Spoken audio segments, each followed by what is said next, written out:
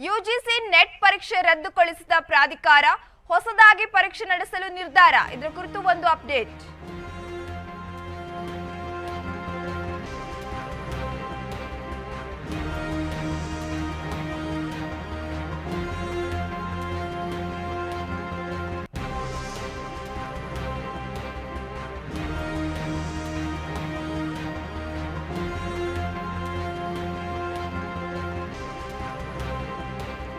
UGC net ಪರೀಕ್ಷೆ ರದ್ದುಗೊಳಿಸಿದ ಪ್ರಾಧಿಕಾರ ಹೊಸದಾಗಿ ಪರೀಕ್ಷೆ ನಡೆಸಲು ನಿರ್ಧಾರ. ಜೂನ್ 18ರಂದು ನಡೆದಿದ್ದ ಪರೀಕ್ಷೆ ಕೇಂದ್ರ ಶಿಕ್ಷಣ ಸಚಿವಾಲಯದಿಂದ ಆದೇಶ. ಈಗಾಗಲೇ ನೀಟ್ ಪರೀಕ್ಷೆ ರದ್ದಾಗಿತ್ತು. ಈಗ ಮತ್ತೆ ನೆಟ್ ಎಕ್ಸಾಮ್ ಕೂಡ ಕ್ಯಾನ್ಸಲ್ ಆಗೋಕ್ಕೆ ಏನ್ ಕಾರಣ ಅನ್ನೋದು ತಿಳಿದು ಬಂದಿಲ್ಲ. ಯುಜಿಸಿ ಪರೀಕ್ಷೆ ರದ್ದುಗೊಳಿಸಿದೆ ಪ್ರಾಧಿಕಾರ. ಹೊಸದಾಗಿ ಪರೀಕ್ಷೆ ನಡೆಸಲು ಮತ್ತೆ ತೀರ್ಮಾನ ನಡೆಸಲಾಗಿದೆ. ಜೂನ್ 18ರಂದು ನಡೆದಿದ್ದ ಪರೀಕ್ಷೆ ಈಗ ಮತ್ತೆ ಕೇಂದ್ರ ಶಿಕ್ಷಣ ಸಚಿವಾಲಯದಿಂದ ಆದೇಶ ಬಂದಿದೆ.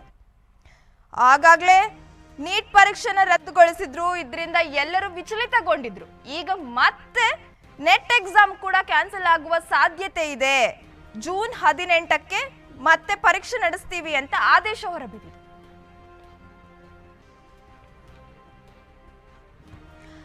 ಎಸ್, ಇದ್ರ ಬಗ್ಗೆ ಹೆಚ್ಚಿನ ಮಾಹಿತಿ ನೀಡಲು ನಮ್ಮ ಪ್ರತಿನಿಧಿ ವಿನೋದ್ ದೂರವಾಣಿ ಸಂಪರ್ಕದಲ್ಲಿದ್ದಾರೆ.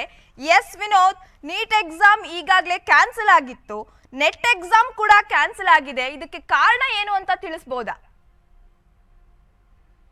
ನೆಟ್ ಎಕ್ಸಾಮ್ ಬಳಿ ನೀಟ್ ಎಕ್ಸಾಮ್ ಬಳಿಕ ಈಗ ನೆಟ್ ಎಕ್ಸಾಮ್ ಸಹ ಕ್ಯಾನ್ಸಲ್ ಆಗಿದೆ. ಯಾಕಂದ್ರೆ ನೀಟ್ ನಲ್ಲಿ ಸಾಕಷ್ಟು ಗೋಲ್ಮಾಲ್ ಆಗಿದೆ ಅಂದ್ಬಿಟ್ಟು ಒಂದು ಏನು ಪ್ರಕರಣ ಬೆಳಕಿಗೆ ಬಂದಿತ್ತು. ಅಂದ್ರೆ ಸುಮಾರು 60ಕ್ಕೂ ಹೆಚ್ಚು ಜನ ನೀಟ್ ನಲ್ಲಿ 720ಕ್ಕೆ 720 ಅಂಕ ಪಡೆದ ಒಂದು ಗೋಲ್ಮಾಲ್ ಆಗಿತ್ತು. ಸೊ ಅದೇ ರೀತಿ ನೆಟ್ ನಲ್ಲೂ ಸಹ ಅದೇ ರೀತಿ ಗೋಲ್ಮಾಲ್ ಆಗಿದೆ ಅಂತ ಹೇಳಲಾಗ್ತದೆ. ಹೀಗಾಗಿ ಏನು ಸುಮಾರು 11 ಲಕ್ಷಕ್ಕೂ ಹೆಚ್ಚು ಜನರು ಈ ಒಂದು ಎಕ್ಸಾಮ್ ನಲ್ಲಿ ಒಂದು ಅಟೆಂಡ್ ಆಗಿರ್ತಾರೆ. ಒಂದು ಅಟೆಂಡ್ ಆದ ನಂತರ ಒಂದು ಪರೀಕ್ಷೆಯಲ್ಲಿ ಸಾಕಷ್ಟು ಗೋಲ್ಮಾಲ್, ಅಂದ್ರೆ ಸ್ಪೆಸಿಫಿಕ್ ಆಗಿ ಹೇಳೋದಾದ್ರೆ ಒಂದು ಗುಜರಾತ್ ನ ಒಂದು ಸಂಸ್ಥೆಯಲ್ಲಿ ಸಾಕಷ್ಟು ಗೋಲ್ಮಾಲ್ ಆಗಿದೆ ಅನ್ನುವ ಒಂದು ಆರೋಪಗಳು ಸಹ ಕೇಳಿ ಬರ್ತವೆ. ಸೊ ಹೀಗಾಗಿ ಒಂದು ಗುಜರಾತ್ ನ ಒಂದು ಶಿಕ್ಷಣ ಸಂಸ್ಥೆಯಲ್ಲಿ ಈ ತರದ ಆರೋಪ ಕೇಳಿ ಬಂದ ಬೆನ್ನಲ್ಲಿ ಒಂದು ಕೇಂದ್ರ ಗೃಹ ಸಚಿವಾಲಯ ಒಂದು ಅಲರ್ಟ್ ಆಗಿಬಿಟ್ಟು ಈ ಒಂದು ನೀಟ್ ಎಕ್ಸಾಮ್ ಕ್ಯಾನ್ಸಲ್ ಮಾಡಿ ತದನಂತರ ನೆಟ್ ಮತ್ತೆ ನೀಟ್ ಎರಡೂ ಎಕ್ಸಾಮ್ ಹೆಚ್ಚು ಕಡಿಮೆ ಒಂದೇ ಸಮಯದಲ್ಲಿ ನಡೆಸಕ್ಕೆ ಒಂದು ಸಿದ್ಧತೆಯನ್ನ ಮಾಡಿಕೊಂಡಿದೆ. ಈಗ ಸುಮಾರು ಈ ಒಂದು ಜುಲೈ ಅಂದ್ರೆ ಜೂನ್ 18ರಂದು ಈ ಒಂದು ರಾಜ್ಯ ಸೇರಿ ಎಲ್ಲಾ ದೇಶಾದ್ಯಂತ 317 ನಗರಗಳಲ್ಲಿ ಒಂದು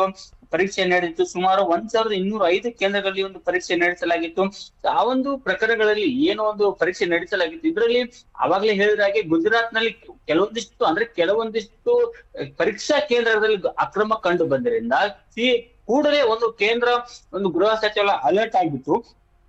ಈ ಒಂದು ಪರೀಕ್ಷೆನ ತತ್ಕ್ಷಣ ಒಂದು ರದ್ದುಗೊಳಿಸಿ ಕೂಡಲೇ ಒಂದು ಈ ವಿಚಾರವನ್ನು ಸಿಬಿಐಗೆ ಕೇಸ್ನ ಹಸ್ತಾಂತರ ಮಾಡಲಾಗಿದೆ. ಸೊ ಹೀಗಾಗಿ ಈ ವಿಚಾರಕ್ಕೆ ಸಂಬಂಧಪಟ್ಟಂತೆ ಇಡೀ ದೇಶಾದ್ಯಂತ ಒಂದು ನೆಟ್ ಅಭ್ಯರ್ಥಿಗಳು ಏನಿದ್ದಾರೆ, ಯಾರು ಸುಮಾರು 11 ಲಕ್ಷಕ್ಕೆ ಏನು ಅಭ್ಯರ್ಥಿಗಳು ಒಂದು ಪರೀಕ್ಷೆಯನ್ನು ಉತ್ತೀರ್ಣ ಅಂದ್ರೆ ಬರೆದಿದ್ದಾರೆ, ಆ ಎಲ್ಲಾ ಅಭ್ಯರ್ಥಿಗಳು ಪ್ರತಿಭಟನೆ ಮಾಡಲು ಈಗಾಗಲೇ ಒಂದು ಸಜ್ಜಾಗಿದೆ. ಸೊ ಅದೇ ರೀತಿ ಒಂದು ರಾಜಕೀಯವಾಗಿ ನೋಡಿದ್ರೆ ನಾವು ಈಗಾಗಲೇ ಒಂದು ಸ್ಥಳೀಯ ಪಕ್ಷಗಳಾಗಿರ್ಲಿ ಮತ್ತೆ ರಾಷ್ಟ್ರೀಯ ಪಕ್ಷಗಳಾಗಿರ್ಲಿ ಒಂದು ನೀಟ್ ಎಕ್ಸಾಮ್ ಗೋಲ್ಮಾಲ್ ಆಗಿರ್ತಕ್ಕಂಥವು ನಾವು ಸರಿಪಡಿಸಿ ಅಂದ್ಬಿಟ್ಟು ಒಂದು ಹೋರಾಟ ಮಾಡಲು ಸಹ ಮುಂದಾಗಿದೆ. ಈಗಾಗಲೇ ಒಂದು ಬಿಜೆಪಿ ಸಹ ಒಂದು ನೆಟ್ ನಲ್ಲಿ ಆಗಿರ್ತಕ್ಕಂಥ ಒಂದು ಹಗರಣಗಳ ಬಗ್ಗೆ ತನಿಖೆ ಕೈಗೊಳ್ಳೋಕೆ ಒಂದ್ ಕಡೆ ಇದೆ. ಇನ್ನು ಕಾಂಗ್ರೆಸ್ ಸಹ ಒಂದು ಹೋರಾಟ ಮಾಡಲು ಸಹ ಮುಂದಾಗಿದೆ. ಸೊ ಹೀಗಾಗಿ ಒಂದು ಸಿಬಿಐ ಕೊಟ್ಟಿರೋ ಪ್ರಕರಣದಿಂದ ಸೊ ಜುಲೈ 18ಕ್ಕೆ ಈ ಒಂದು ಪ್ರಕರಣವನ್ನು ಸುಪ್ರೀಂ ಕೋರ್ಟ್ ನ್ಯಾಯಾಧೀಶರ ನೇತೃತ್ವದಲ್ಲಿ ಒಂದು ಪ್ರಕರಣ ಒಂದು ವಿಚಾರಣೆ ಆಗುತ್ತೆ. ತದನಂತರ ವಿಚಾರಣೆ ನಂತರ ಒಂದು ನೆಟ್ ಎಕ್ಸಾಮ್ ಯಾವ ದಿನಾಂಕ ಘೋಷಣೆ ಮಾಡ್ಬೇಕನ್ನೋದು ಕೇಂದ್ರ ಶಿಕ್ಷಣ ಸಚಿವಾಲಯ ಒಂದು ನಿರ್ಧಾರ ಮಾಡುತ್ತೆ. ಸುರಭಿ,